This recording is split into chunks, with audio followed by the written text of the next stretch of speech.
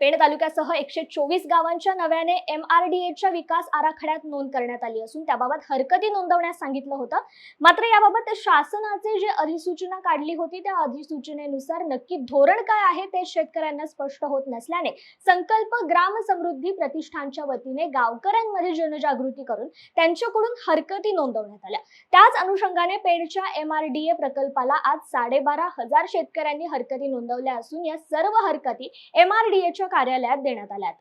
MMRDAच्या माध्यमातून 124 गावामध्ये जो नवनगर बसवण्याचा प्रकल्प नोटिफिकेशन 4 मार्चला जाहीर केली आणि त्याच नोटिफिकेशनमध्ये येत्या 30 दिवसामध्ये हरकती नोंदवण्यात याव्यात असं सांगितलं। वास्तविक शासनाकडे जिल्हा परिषद, पंचायत समिती, तहसीलदार, प्रांताधिकारी हे सगळे शासकीय अधिकारी, कार्यालय यंत्रणा असताना सुद्धा प्रत्यक्षात ग्रामपंचायतीपर्यंत सुद्धा नोटीस पोहोचवण्याची तसदी शासनाने घेतली नाही।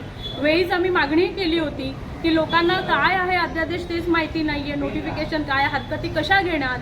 पण राजन जेमसे असतील, महेंद्र ठाकूर असतील यांच्या माध्यमातून जे इथे शेवटी लोकांनीच पुढाकार घेतला आणि लोकांपर्यंत हा प्रकल्प काय आहे आणि हरकती का घेतल्या पाहिजेत हे सगळं सांगितलं।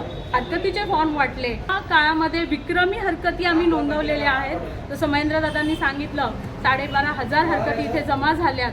तर आम्ही हे सगळं सामाजिक भावनेनं केलेलं आमच्या शेतकऱ्यांना